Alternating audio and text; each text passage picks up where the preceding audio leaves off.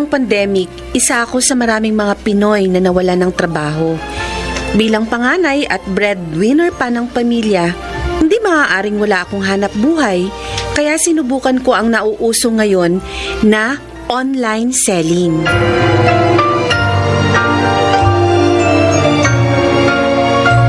Buti na lang, ang laki ng bahay ng class president nating si Paul.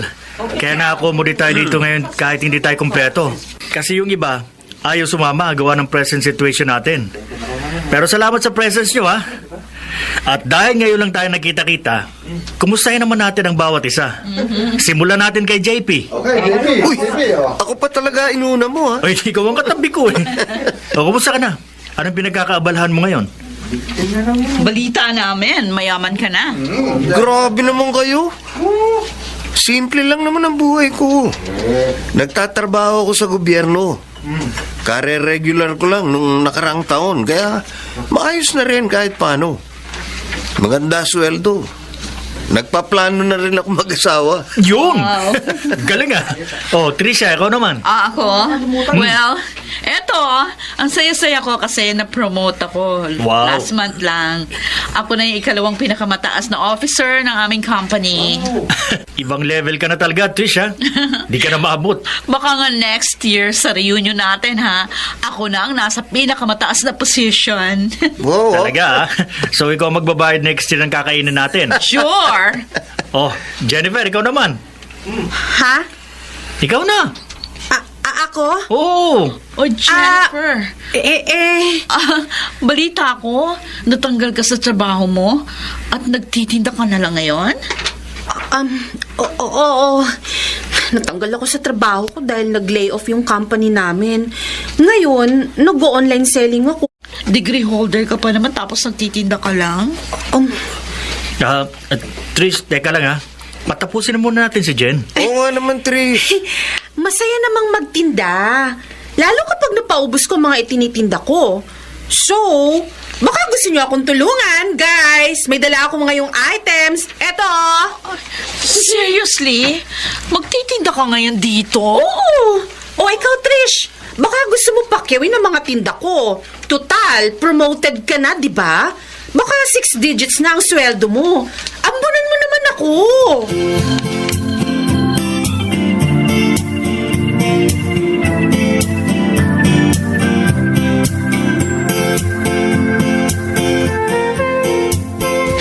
Ang yabang ng Trisha na yun, oh.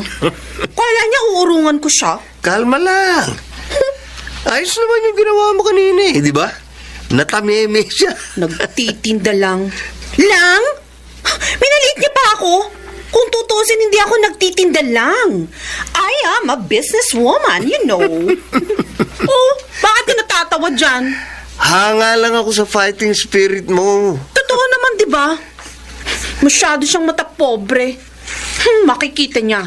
Next year, magkakabaliktad ang mundo namin.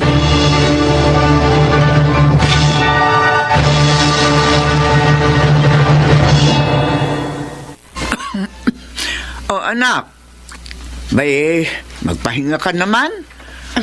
Kagabi ka pa nakatutok dyan sa computer. Hindi ka pa yata natutulog. Ayos lang ako, ma. Ang dami ko kasing customer ngayon. Kailangan kong kunin ng mga orders para ma-deliver ka agad. Ay, siya, sige. Basta kapag nakatapos ka dyan, magpahinga ka muna ha at kumain ka. Opo. May niluto ako doon sa kusina. Oo, ma. Ay, si Makmak nga pala. Hindi pa yata umuwi eh. Mula kagabi? Oh. Ayan na yan. Siya na yan. Oy, Makmak, bakit ngayon ka lang? Nagkatuwa lang kami ng barkada ko, ate. Halika nga, lumapit ka nga rito sa akin. Inaantok na ako, eh. Ayaw mong lumapit, ah. Halika rito! Halika! Halika, ano ba? Huwag mo hilahin ang bagas ng damit ko. Amoy alak ka? Uminom ka? Ha? Ari ko, Nay, si ate o sinasaktan ako. Kasalanan mo yan! Mabuti nga Ikaw, ha? sa'yo. Pinag-aaral ko kayo ni na Janine at Mia. Hindi ko pinupulot ang perang pinambabayad ko ng mga tuition nyo. Isa pa may pandemya ngayon. Labas ka ng labas. Aray ko naman, ate, ano ba? O, ba't sinisigawan mo na ako? Ikaw eh. Itong tatandaan mo ha, kapag umuwi ka uli ng umaga na nakainom, palalayasin kita dito sa bahay na to!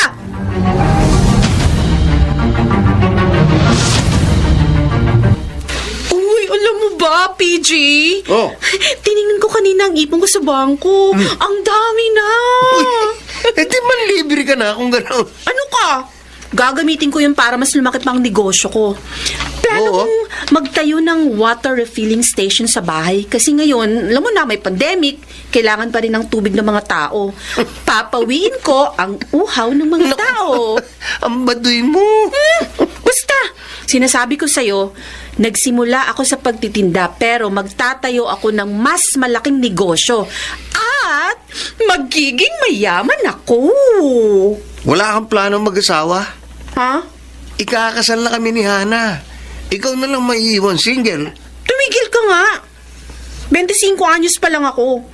Mag-aasawa ako soon. Pero magiging mayaman muna ako sooner. Good luck sa pagpapayaman mo.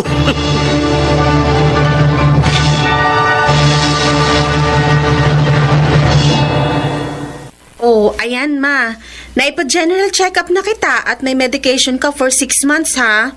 Uy, aalagaan mo ng maayos ang sarili mo. Binili ko na lahat ng mga gamot mo, pati vitamins. Busy-busy ako sa negosyo ngayon, kaya wag mong pababayaan ang sarili mo, ha?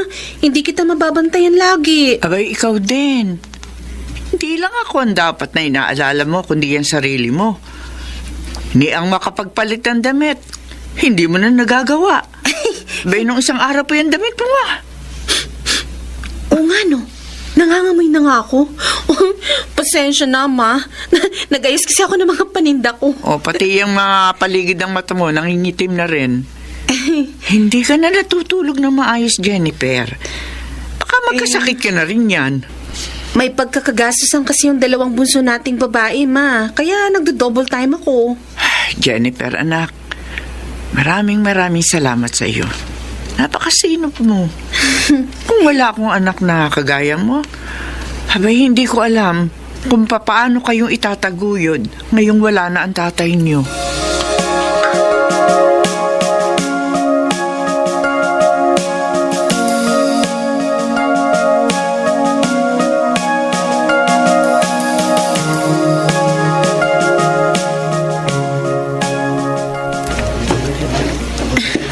Konti na lang. Matatapos itong pwesto ng water refilling station namin. Ay, salamat, Lord. Unti-unti nang natutupad ang mga pangarap ko. Wow! Ayos! Maasenso ka na talaga, Jen! Vince! Ikaw pala! Oh, napadaan ka. May pupuntahan ako malapit dito sa inyo. Ba, mukhang may nililigawan kang kabarangay ko, ah. Parang ganun na nga. Ayos ko! Ikaw ang mas ayos. Tingnan mo, may isa ka pang negosyo ngayon. Baka naman pwede mo akong pautangin kahit minsan lang. Magkano? Basta ba, 10% ang prosyento, why not? Wow, grabe naman. 10%? Wag lang. Joke lang. Pero, Jen, congrats ha. Alam mo, hanga ako sa pagsisikap mo.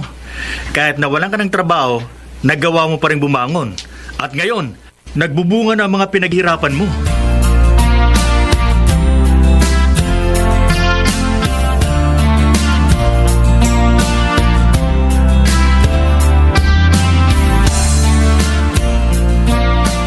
Ate, bakit naman ako? Oh, sinong gusto mo? Si Mama. Nakita mo nang hindi siya maaaring mapagod masyado dahil sa kalagayan niya. Hindi na siya gaya noon na malakas pa. Nag-o-online class ako eh. Pagbabantayin mo ko ng water station na yan? Mauupo ka lang doon. Pwede ka pa rin namang makinig sa klase ninyo. Isa pa, kung magreklamo ka dyan para namang attentive ka masyado sa klase, natutulog ka lang naman minsan kahit nasa discussion kayo. Kaya buti doon, hindi ka makakatulog kasi magbabantay ka. Ate naman. Ang kikitain natin doon, pambayad sa internet nyo sa bahay na ginagamit mo araw-araw. Kaya wag kang tamad, ha? Tandaan mo, hindi ka wala ng kaalaman ng problema sa mundo natin, kundi ang katamaran. Kapag tamad ka, hindi ka aasenso sa buhay.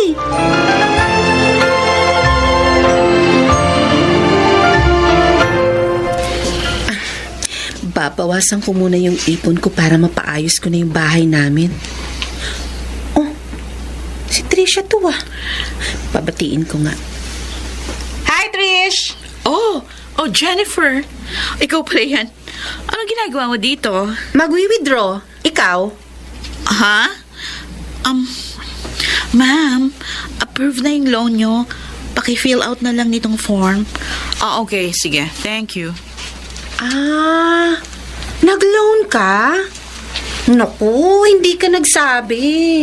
Sana sa akin ka nalang umutang. Wala pang porsyento.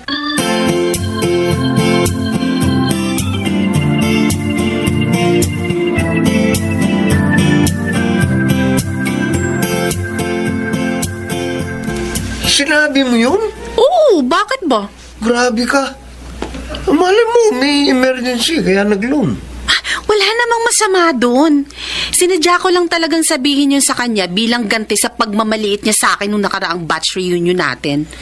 Para naman malaman niya anong pakiramdam ng minamaliit. Uy, dito na pala kayo.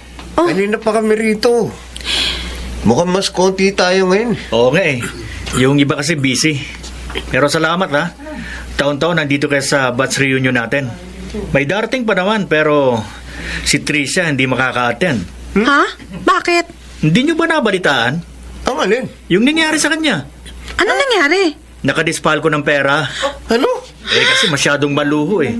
Ayun, nagkabaon-baon sa utang.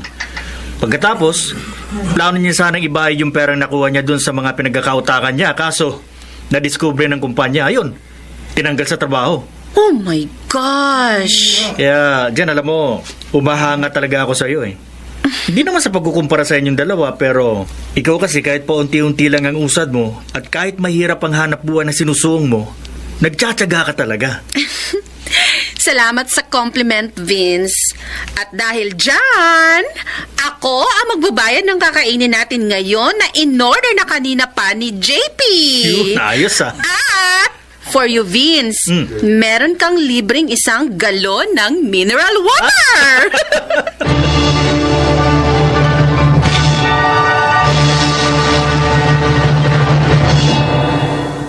Mahirap ang buhay pero sa mga taong masipag at marunong magtiyaga, hindi imposibleng matupad ang ating mga pangarap. Sa mga kagaya kong nagtitinda, huwag kayong mapapagod at lalong huwag kayong mahihiya dahil marangal itong hanap buhay. Kahit usad pagong, ayos lang yan. At least, umuusad tayo. Ako po si Jennifer at ito ang aking buhay. Hindi mahalaga kung anong klase ng hanap buhay meron tayo. Ang importante, ito ay marangal at ginagawa natin ng may determinasyon, sinseridad at pagmamahal. Makaragsiganap. Susan Robles, Rosana Villegas, Maynard Landicho Jr., Lionel Benjamin, at Jeneline de la Cruz sa papel na Jennifer. Naglapat ng angkop na tunog Jerry Mutia sa musika ni Buboy Salonga. Superbisyong teknikal Eric Lucero at Bong Muyar. Creative Consultant Phil Cruz. Production Assistant Anching Cruz. Ito'y mula sa panulat ni Rita Labanon. Sa direksyon Salvador M. Royales. Ito ang aking buhay.